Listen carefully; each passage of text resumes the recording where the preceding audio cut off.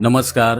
निवेदक विठ्ठल पवार या माझ्या यूट्यूब चॅनलमध्ये आपल्या सर्वांचं मनपूर्वक स्वागत.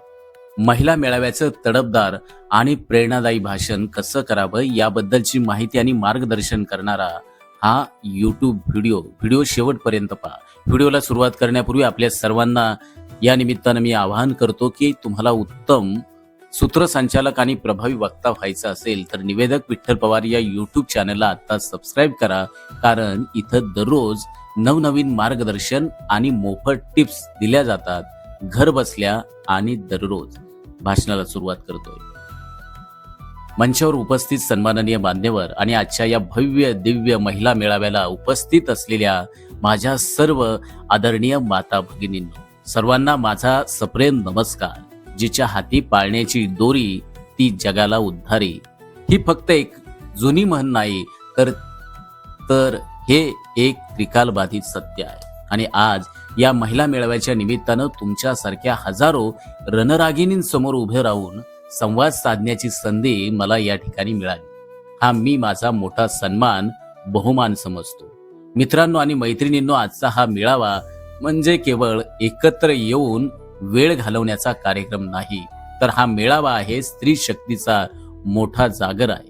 आपल्या खऱ्या अस्तित्वाची आणि ताकदीची जाणीव करून देणारा हा अत्यंत महत्वाचा क्षण आहे. आज आपण येथे एकत्र का आलो आहोत याचा विचार करणं अत्यंत गरजेचं आहे, कारण आपल्याला आपल्या आयुष्याला एक नवीन दिशा घ्यायची आहे. आजची स्त्री फक्त चूल आणि मूल इथपर्यंत अजिबात मर्यादित राहिलेली नाही, तर ती आता आकाशाला गवसणी घालत आहे. पण तरीही बऱ्याचदा आपण स्वतःला खूप कमी लेखतो. कुटुंबासाठी आणि दुसऱ्यासाठी जगताना आपण स्वतःसाठी जगायला विसरून जातो. माता भगिनींनो, तुमच्यात ती ताकद आहे जी संपूर्ण जग बदलू शकते. फक्त गरज आहे ती स्वतःच्या पंखांवर, स्वतःच्या क्षमतेवर ठाम विश्वास ठेवण्याची.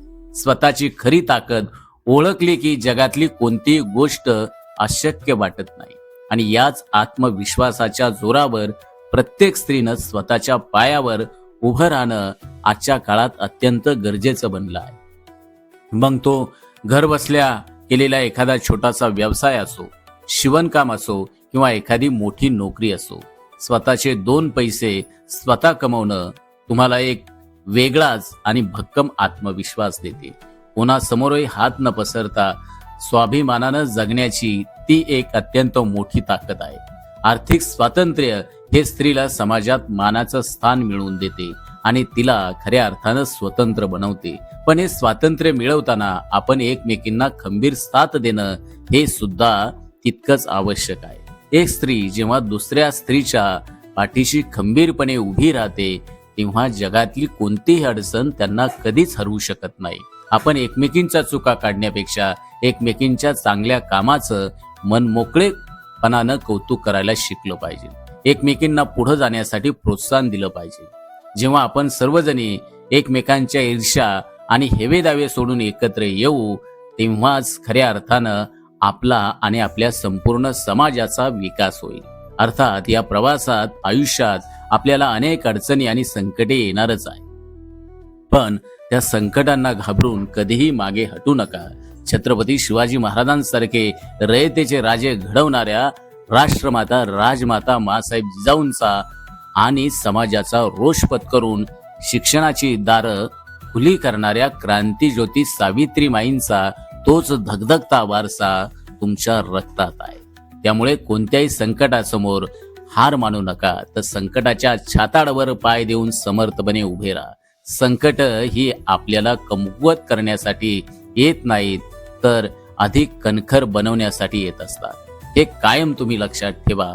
आणि या सगळ्या धावपळीत घराची काळजी घेताना आपण आपल्या स्वतःच्या जेवणाकडं आणि आरोग्याकडं नेहमी दुर्लक्ष करतो. पण लक्षात ठेवा, घराचा कणा म्हणजे तुम्ही जर कमकुवत झाला तर संपूर्ण घर कोसळून पडेल. त्यामुळे स्वतःसाठी दिवसातील थोडा का होईना वेळ नक्की काढा आणि स्वतःच्या आरोग्याची योग्य ती काळजी घ्या. तुमचं आरोग्य हीच तुमच्या कुटुंबाची आणि या समाजाची सर्वात मोठी संपत्ती आहे. शेवटी एवढंच सांगेन, तुम्ही या जगात एकट्या किंवा कमजोर अजिबात नाहीत.